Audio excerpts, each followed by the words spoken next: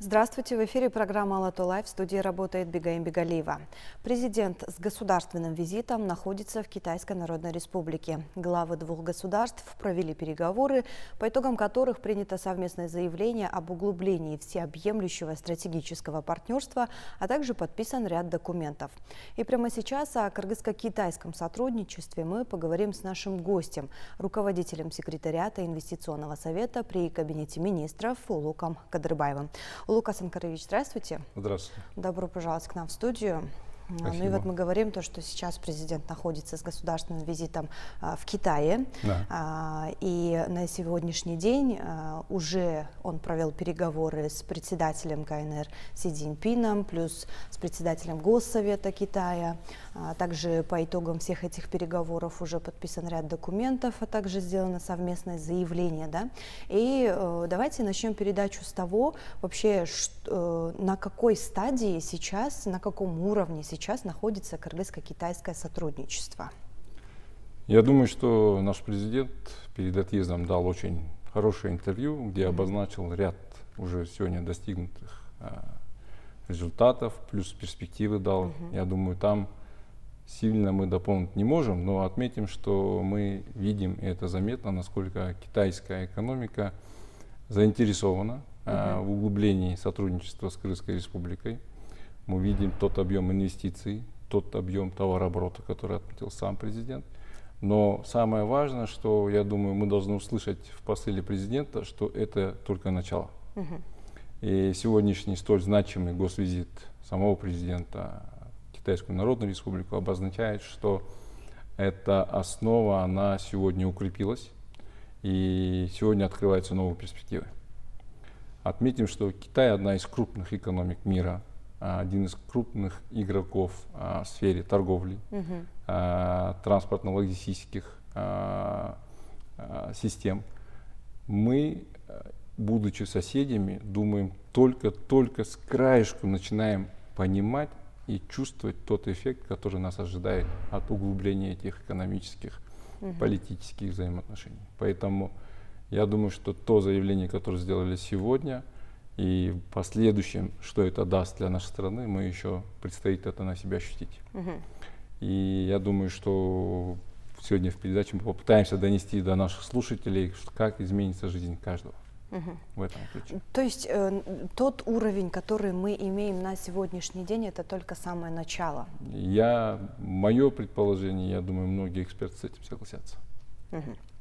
Ну и тогда давайте расскажем, побеседуем о том вообще, что значит этот сам государственный визит, потому что мы все знаем то, что государственный визит это по степени важности самый высокий уровень имеет, да, и плюс по приглашению председателя Китайской Народной Республики, и вот вообще государственный визит, что значит для Кыргызстана, для всего народа нашего. Если с точки зрения политического взгляда, то это означает, что посыл миру, во-первых, друг другу, мы определяем, что мы стратегические партнеры, и на самом высоком уровне это еще раз подчеркивается. Во-вторых, в рамках этих стратегических партнерств, как президент уже озвучил, определяются определенные стратегические цели, углубление взаимосвязи в части экономики и инвестиций.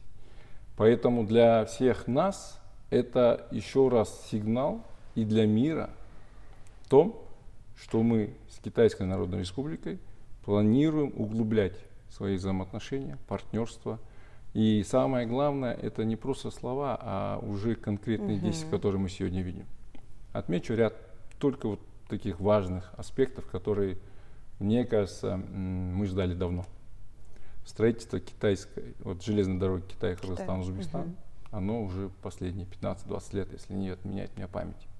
И только вот сейчас это реально происходит, чему, мне кажется, рада не только Кыргызская республика, но и многие другие страны, которые от этого получат пользу. Открытие нового КПП Бедель, я думаю, это еще раз обозначает, что существующих пропускных пунктов не хватает, и мы готовы дальше этого углублять. Мало того, расширение тех КПП, которые сегодня уже есть, тоже важный Кештам. То есть о чем это говорит? Это о том, что мы готовы для того, чтобы товары в обе стороны шли больших объемах. И мы, как Кыргызская республика, готовы быть в этом надежным партнером для Китайской Народной Республики. И в ответ Китайская Народная Республика говорит, что и мы, они для нас тоже надежные партнеры на самом высоком уровне. Ну и мы все прекрасно знаем то, что в любом сотрудничестве, партнерстве, да, вообще взаимоотношениях между теми или иными государствами основная составляющая – это экономическая составляющая, да. И вот как раз-таки вот об экономическом сотрудничестве тоже хотелось бы поговорить подробнее, что мы имеем на сегодняшний день. Ну, не секрет, я думаю, многие знают, что китайские компании, китайские инвестиции, они очень активно сегодня идут в экономику Кыргызской республики, что мы приветствуем. Во-вторых, нужно отметить, что именно Садыр Нурматович говорит о повышении качества инвестиций.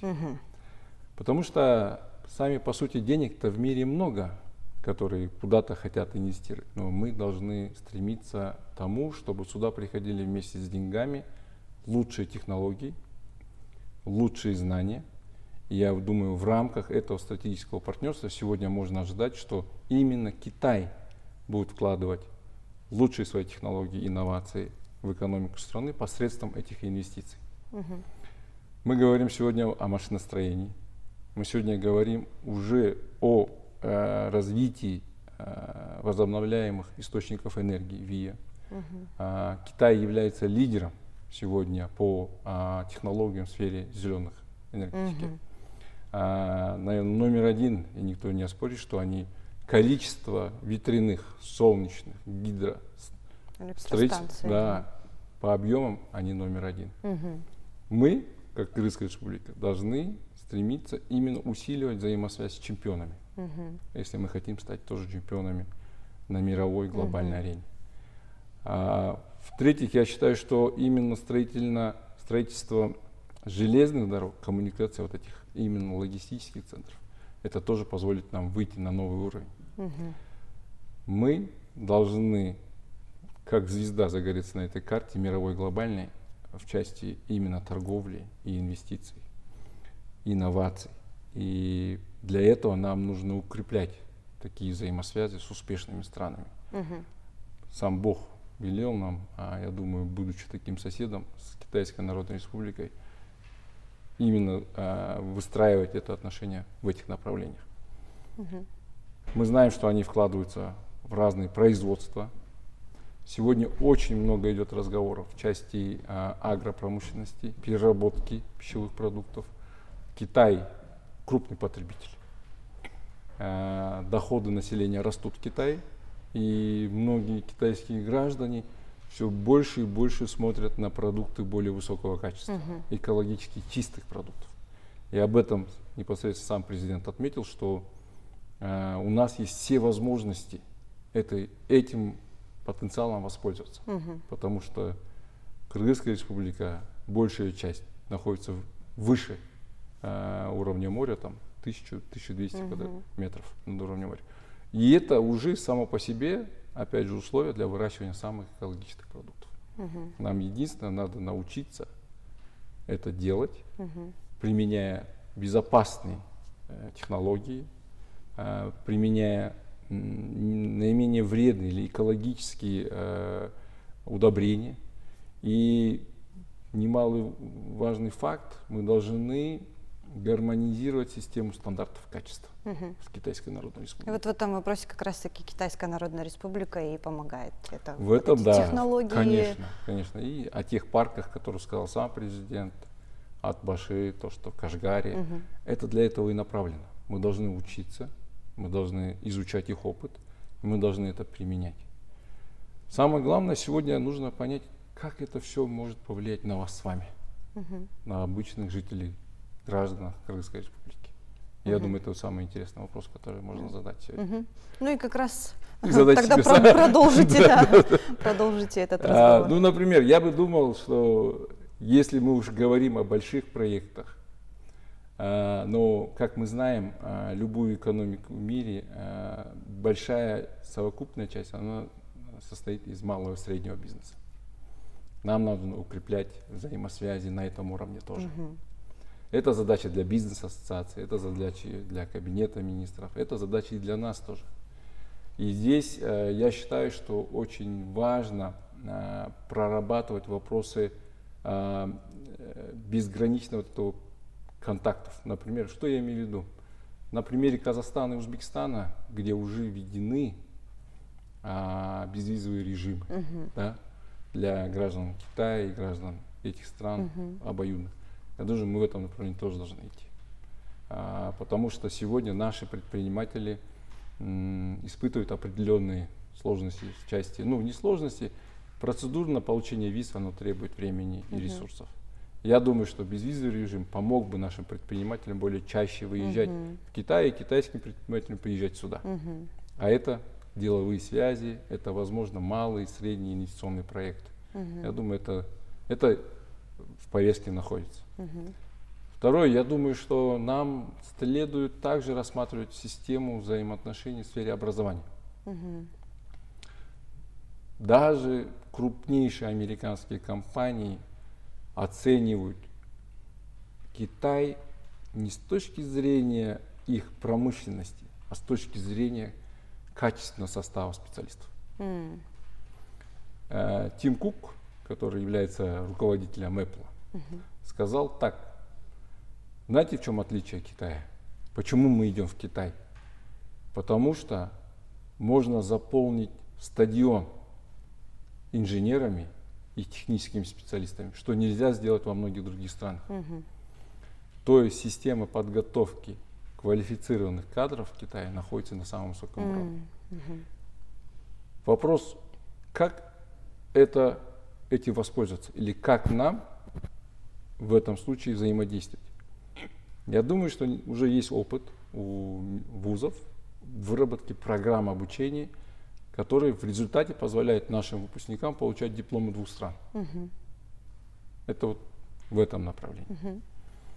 Я думаю, что очень много возможностей в части программ, которые бы поддерживали бы совместные предприятия наших предпринимателей и китайских.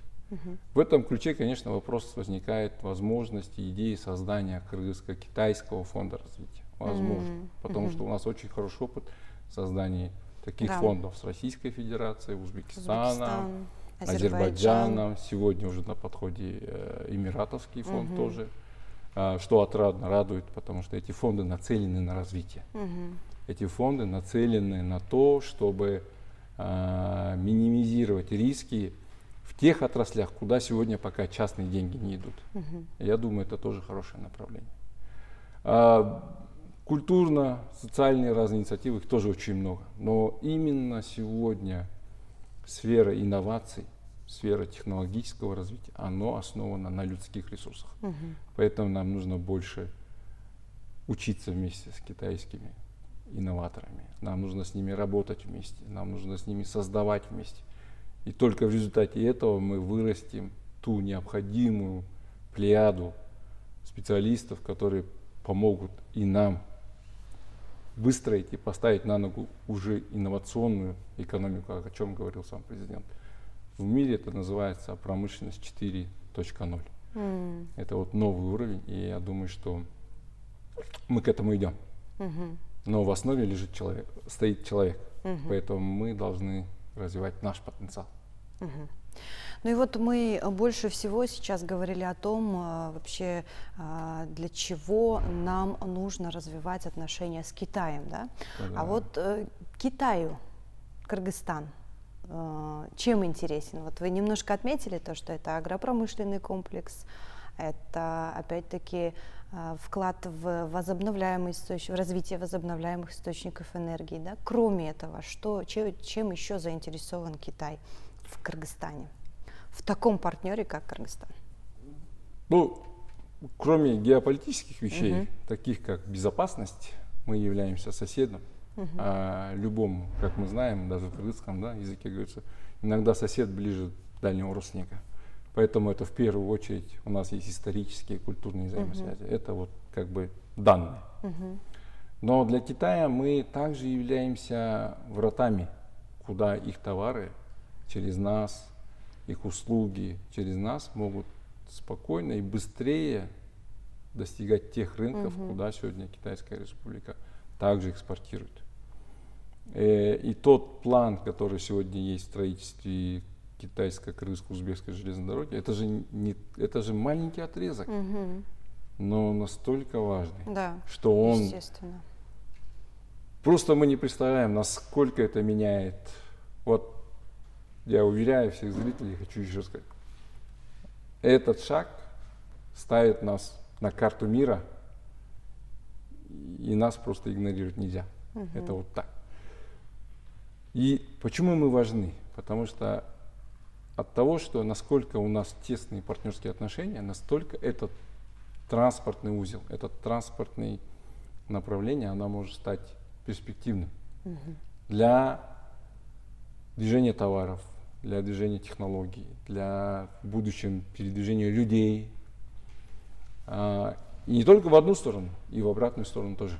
Китай через этот канал может получать доступ к товарам тем, которые есть в Персидском заливе. Это южный средний коридор, он называется. Поэтому через этот канал также доступ есть к Афганистану. Благодаря этому маршруту тот регион, который, ну, наверное, последние 50-60 лет оставался, возможно, без внимания, благодаря этому маршруту он станет частью всемирной транспортного пути. И это, я думаю, нельзя недооценить, это просто, я думаю, мы еще не осознаем его. Но это большой плюс. И самое главное, мы перестанем говорить, что Кыргызская Республика имеет тупиковую железную дорогу.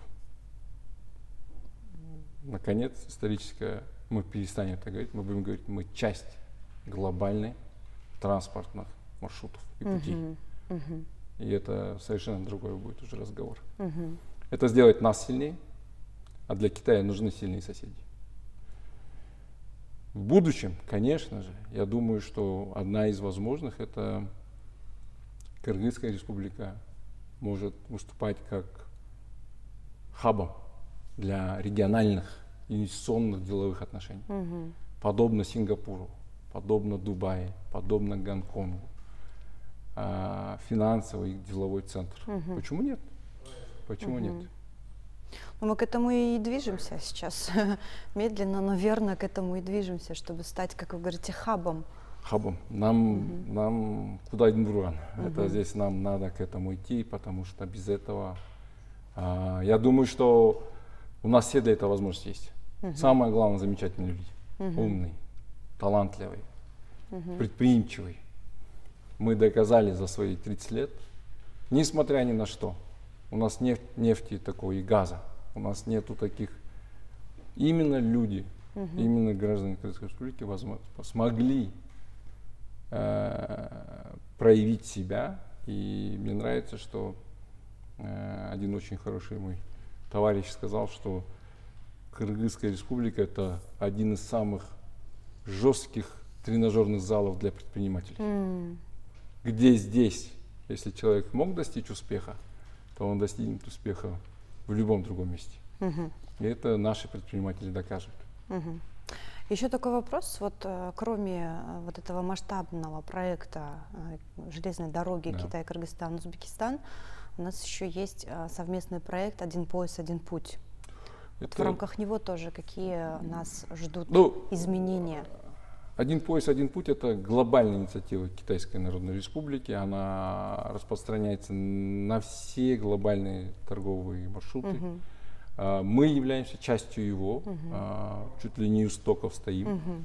Когда я говорил о глобальных торговых маршрутах, я по идее подразумевал, что именно один пояс, один путь, он как бы является этим обозначением.